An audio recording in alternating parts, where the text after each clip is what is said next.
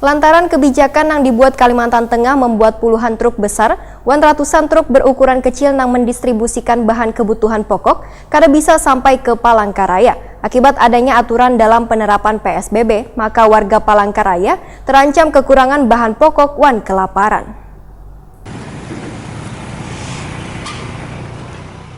Lantaran kebijakan yang dibuat Kalimantan Tengah membuat puluhan truk besar, ratusan truk berukuran kecil yang mendistribusikan bahan kebutuhan pokok kada bisa sampai ke Palangkaraya. Truk-truk yang membawa bahan pokok yang kayak gula, baras, miwan, sembako lainnya ini kada bisa masuk akibat adanya aturan dalam penerapan PSBB, maka warga Palangkaraya terancam kekurangan bahan pokok wan kelaparan. Ketua Asosiasi Logistik One Forwarder Indonesia atau ALPI Kalimantan Selatan, Saud Nathan Samosir, Waitakuni Prima TV jelang kamarian Jumat 29 Mei 2020 memaklumi bila supir melakukan mogok mengantar kebutuhan pokok ke Palangkaraya lantaran ketatnya di pos penjagaan wayah penerapan PSBB. Warga atau sopir luar daerah yang masuk ke kawasan tersebut wajib disertai keterangan bebas virus corona. Sedangkan biaya rapid test yang dibebankan pada supir mencapai Rp500.000 salambarnya. Anggota Komisi 3 DPRD Banjarmasin ini pun berharap adanya solusi yang diberikan Pemko Banjarmasin maupun Pemprov Kalimantan Selatan pada beban supir untuk mendapatkan pemeriksaan rapid test gratis. Karena beban supir mengaku siap di rapid test demi mendapatkan surat bebas dari virus corona. Bila aturan ini kada dilonggarkan, maka warga Palangkaraya terancam kelaparan karena hampir 50% bahan pokok dipasok dari Banjarmasin.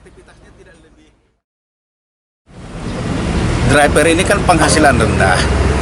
Kalau mereka dibebankan lagi untuk tes rapid 500 ke atas, 500.000 ke atas, dari mana mereka punya penghasilan? Itu satu. Yang kedua, tugas driver ini kan mengantar kebutuhan pokok masyarakat di semua kota yang ada di Kalimantan Selatan maupun Kalimantan Tengah. Tapi ini dihambat oleh aturan karantina daerah masing-masing. Nah, ini kan menjadi problem. Nah, kalaunya pemerintah itu memberikan satu solusi, lakukanlah tes rapid gratis kepada driver sehingga mereka bisa berleluasa untuk mengantar barang ke daerah yang dituju, termasuk Kalimantan Tengah. Karena ini merupakan kebutuhan pokok untuk masyarakat. Kalau seperti disampaikan kawan-kawan tadi, semua driver dari Banjarmasin tidak mau beroperasi ke Kalteng, masyarakat Kalteng nanti mau makan apa? Karena kebutuhan pokoknya ada di Kalimantan Selatan.